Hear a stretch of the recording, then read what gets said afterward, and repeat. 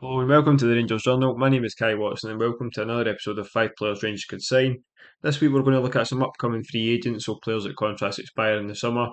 We looked at quite a lot of players and a lot of players have a 1 year option on their deal, so I've not covered any of those. So the players just now that I'm going to cover in the video haven't agreed a deal with their new club and they also haven't agreed to sign for another club.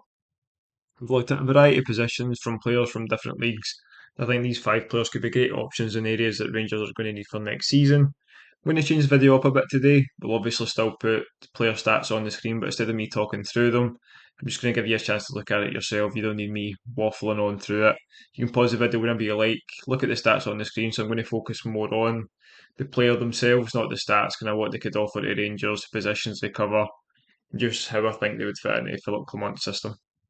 So the first player we're going to look at is Moussa Diarra, 23-year-old Malian centre back that plays for Toulouse. He's 6'5". So Diarra's a left-sided centre back, can also cover left back.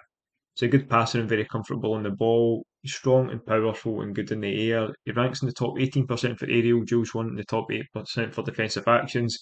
He's obviously got plenty of experience playing in League One for Toulouse, and he's also got Europa League experience and is a Mali international. I think Diarra is a great option for the left side of the defence. So he's 6'5", he's massive, he's a dominating force. He's also good on the ball, very good passer, he's comfortable driving out with the ball. He also gets fouled quite a lot, so he's good at the same kind of way John Souttar does it. He'll drive out the defence and often forwards or attacking midfielders will foul him. So I think Diarra's a brilliant option in that he's tall, he's still young at 23, he's got good top league and European experience. Like I say, left side, you don't come across them very often. When you do, they're often very expensive. So being able to get him on a free when he's that good in the position, he's good on the ball, good in the air, good in tackles. He's a brilliant modern day centre back. Very surprised that he's going to be let go for free from Toulouse. Don't quite know what the situation is there, but I can imagine there'll be lots of teams looking at him. Player of that quality with that experience, I think if Rangers can get in, he'd be an excellent buy. Next player we're going to look at is Yannick Keitel, 24-year-old German, 6'1", plays for Freiburg. Can play as a centre back or as a number six. Likes to keep it simple on the ball. Lets creative players create. He's got decent passing numbers, but he's very similar to John Lundstrom in that he'll pass it off to the creative players. But unlike Lundstrom, doesn't often go for those long raking passes. So again, keeps it simple, keeps the ball moving, gets on it. Nice short passes. Let someone like Diomande and Cantwell do the work. Strong in the tackle and got very good duel numbers. Reads the game very well, as you can tell by number of interceptions and recoveries. Got over 50 Bundesliga appearances plus experience in the Europa League. He's comfortable with both feet, which is obviously handy if he's covering the centre back and can play on the left side. He's comfortable enough with both of his feet and passing and taking the ball forward. And he's a former German under 21 international. Very good pedigree. And again, experience at the top level, experience in Europe. These are the type of players that Rangers kind of need to bring in. Obviously, we need to look at younger players for the future as well, but getting like Diarra being 23, Keitel being 24, players that are of that age bracket available on free transfers that have also had that bit top level experience in not just the likes of the Bundesliga and League One, but they've also played in Europe. So I think he's a very good option. He's versatile, like I said, comfortable on the ball, good defensively. I think if you can get him on a free, it's a bit of a no-brainer when he can cover centre back and as a six and is good on both feet. So I think he could be a great option. Next player is a number six, Andrei Kraev, 25-year-old Bulgarian, 6'3", currently plays for Levski Sofia. Was actually linked to Rangers in January, obviously with his contract expiring, but they've been available for a cheap deal. Fortunately, nothing kind of came of that. At the same time, Rangers were linked to Jose Cordoba of Levski Sofia as well.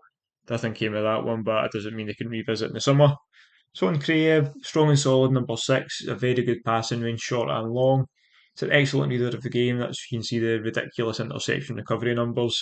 The current Bulgarian international. He's very tall, strong, dominant in the tackle, and again, he's good on the ball, good at threading those passes through the lines. So as much as he's not a creative player, he's good at getting the ball forward to those creative players and not just always going for the safe pass. You look at the kind of pass Diomande played to Tavernier on Sunday for the goal. It's the type of players that Crave will play through the middle. So he's a very strong player in that kind of region. We're looking to replace John Lundstrom.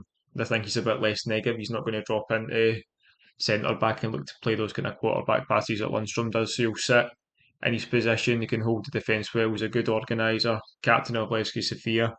Again, good experience. Not so much in European football, but Obviously experienced in the Bulgarian top flight and also at international level. So again, on a free transfer, I don't think he's a player we should really overlook. Moving on, looking at another midfielder, so Julian Bass, 22 years old, he's Dutch, 6 foot and currently plays for Excelsior. Can play as a 6 or an 8. He's a great passer of the ball and he's very comfortable driving forward. Strong in duels and decent in the air. It's a bit more of a creative option at the base of midfield, kind of the way that Rangers use Diamande, so I wouldn't be looking to use the two of them at the same time. Like his defensive numbers are decent, but I think he kind of thrives when he's driving forward instead of sitting deep. He's also in the top 22% for chances created for midfielders in the Eredivisie, so that kind of shows what he can offer going forward. Again, only 22 years old, plenty of experience playing the Eredivisie, played for Dutch national sides at a younger level. The versatility to be able to play deep, like I said, obviously, I think he would prefer to use him in a position that he can drive further forward, but he can be that holding midfielder that will sit. He'll hold the shape, he'll keep the ball moving. Like I said, he's a very good passer of the ball. But again, it's that profile of 22 years old, got experience in a league that's, I mean, the quality is much better than the SPFL if you're looking at the Dutch Eredivisie. Plenty of experience in a league like that. There's also rumours of obviously some other Dutch top flight clubs looking at him. But for a 22-year-old available on a free, I think there'd be a development fee there because he's under 23. Someone please correct me if I'm wrong on that.